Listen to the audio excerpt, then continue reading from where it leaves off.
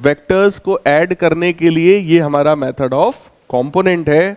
और method of component में देखो क्या करेंगे, ये एक्स और वाई एक्सिस हो गया, और अब हमारे पास कुछ वेक्टर्स हैं। पहला वेक्टर जैसे ये है 10 न्यूटन का, इसका ये वाला एंगल है मान लो 30 डिग्री। दूसरा वेक्टर एक ऐसा है 20 न्यूटन का, इसका ये वाला एंगल है मान लो 45 डिग्री। तीसरा इस तरीके का कोई है 30 न्यूटन, इसका ये वाला एंगल है मान लो 60 डिग्री। और एक चौथा ऐसा है 40 न्यूटन, और इसके लिए भी मान लो हमारे पास ये एंगल है 60 डिग्री।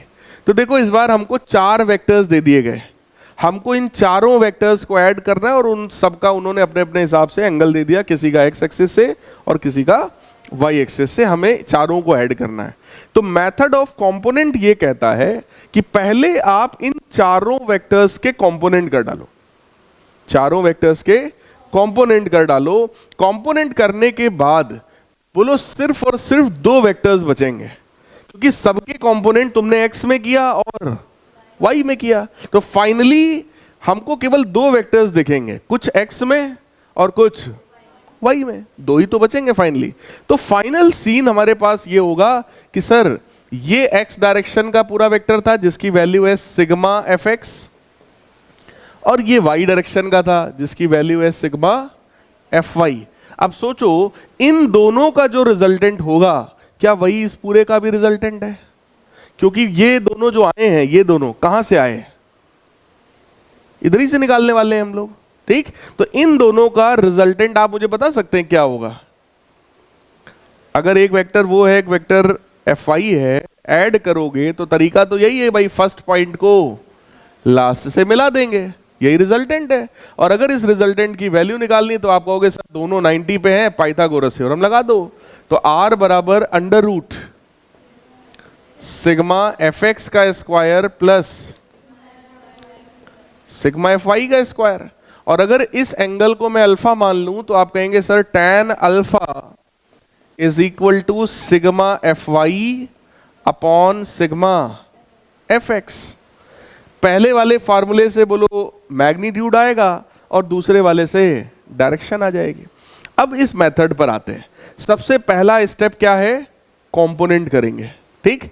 ये 10 न्यूटन है, ये 30 डिग्री है, बोलो पहला कंपोनेंट इधर क्या होगा? 10 cos 30, और इधर क्या होगा? 10 sin 30। ये 20 न्यूटन है और ये 45 डिग्री है, तो बोलो इधर की तरफ कंपोनेंट क्या होगा? और इधर की तरफ क्या होगा? 20 sin 45। ये 30 न्यूटन है और ये 60 डिग्री है, तो इधर की तरफ क्या होगा? 30 cos 60, और ये क्या होगा? 30 sin 60। ये 40 न्यूटन है और ये 60 डिग्री है, तो एंगल के साथ वाला कंपोनेंट क्या होगा? 40 cos 60, और ये क्या होगा? आप लोग जरा ध्यान से देखिए, क्या अब केवल 2 डायरेक्शंस में वेक्टर्स हैं, एक्स में और वाई में? तो क्या आप लोग सिग्मा एफ एक्स निकाल सकते हैं? सिग्मा एफ एक्स का मतलब एक्स डायरेक्शन में जितने वेक्टर्स हैं उनका सम। एक्स में कौन कौन है? ये और ये, तो उनको ऐड करेंगे विद डायरेक्शन।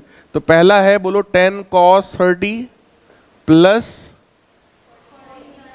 40 sin 60 माइनस, अब ये दोनों निगेटिव में है तो ये दोनों क्या होगा? Subtract, minus 20 sin 45 minus 30 cos 60। सही है? बोलो cos 30 पता है √3/2, sin 60 बेटा √3/2, sin 45 1/√2, cos 60 1/2, ठीक। वो सारी वैल्यूज बोलो रख के कोई एक वैल्यू आ जाएगी। Similarly we will find out sigma F Y. Y में कौन कौन है? 10 sin 30 plus 20 cos 45 minus 30 sine 60 minus 40 cos 60। Again बोलो, साइन 30 1/2, कॉस 45 1/√2, साइन 60 √3/2, कॉस 60 1/2।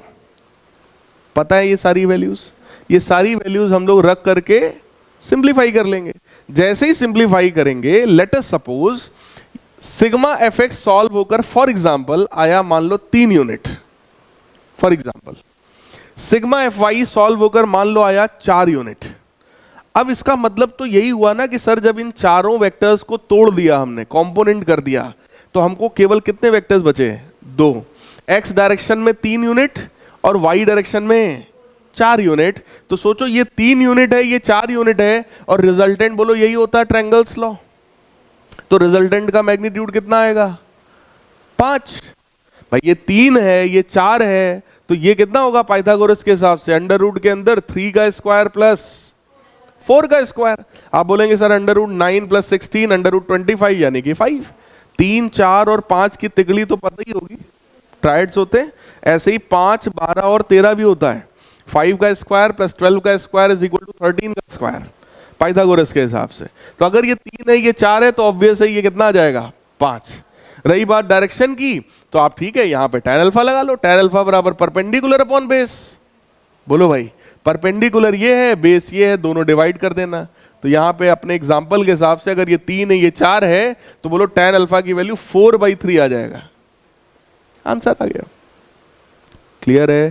तो ये हमारा मेथड है जिसका नाम है मेथड ऑफ कंपोनेंट्स। तो मेथड ऑफ कंपोनेंट का यूज करके हम लोग नंबर ऑफ वेक्टर्स को जोड़ सकते हैं, चाहे जितने हो।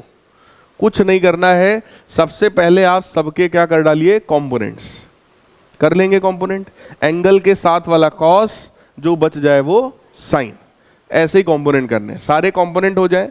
एक्स डायरेक्शन के जितने वेक्टर्स हैं जोड़ दो, वाई डायरेक्शन में जितने हैं उन सबको जोड़ दो। जो ऊपर है पॉजिटिव, जो नीचे है निगेटिव, जो राइट में है पॉजिटिव, जो लेफ्ट में है वो निगेटिव। ठीक, इस तरीके से साइन के साथ हम लोग उसको जोड़ देंगे। जोड़ने के बाद का काम क्या है? ये 2 फार्मूले हमारे पास है। ये 2 फार्मूले कहां से आए बोलो? ये बात समझ में आ गई आपको? R बराबर अंडर रूट एफ एक्स का स्क्वायर प्लस एफ आई का स्क्वायर, और tan अल्फा बराबर F Y upon F X. Simple ये फार्मूला लगा देना, आपका आंसर आ जाएगा। क्लियर है? तो कितने भी नंबर ऑफ वेक्टर्स हों, इस मेथड से बेटा हम लोग सिंपली उनको ऐड कर सकते हैं। तो ये आपका होमवर्क भी है कि आप लोग इस वाले क्वेश्चन को कंप्लीट करेंगे। ठीक, कैसे कंप्लीट करेंगे? ये सारी वैल्यूज रखेंगे और इसको सिंप्लीफाई करके वैल्यू निकालेंगे। कैलकुलेटर भी यूज करना पड़ जाए तो कर लेना, कोई दिक्कत नहीं, क्योंकि √3 वगैरह आएगा तो कैलकुलेटिव थोड़ा होगा, आप यूज कर लेना, कोई दिक्कत नहीं। लेकिन जो आंसर आएगा वो आपको काफी चीजें सिखाएगा, इसलिए मैं आपसे बोल रहा हूँ इसको ईमानदारी से सॉल्व करना, इसको सॉल्व करना, यहाँ पे रखना, आर आ जाएगा, वो सिंपल चीज है। यहाँ जब tan अल्फा लगाओगे तब हो सकता है कोई नई चीज देखने को आपको मिले। तो पहले आप लोग इतना करके लाइएगा, नेक्स्ट क्लास में मुझे दिखाइएगा कि सर मैंने किया था, सिग्मा एफ एक्स की वैल्यू इतनी आई, सिग्मा एफ वाई इतना आया, डिवाइड करने पे सर ये इतना आ रहा है। तो उसका क्या मीनिंग है वो मैं आपको नेक्स्ट क्लास में बताऊंगा। क्लियर है?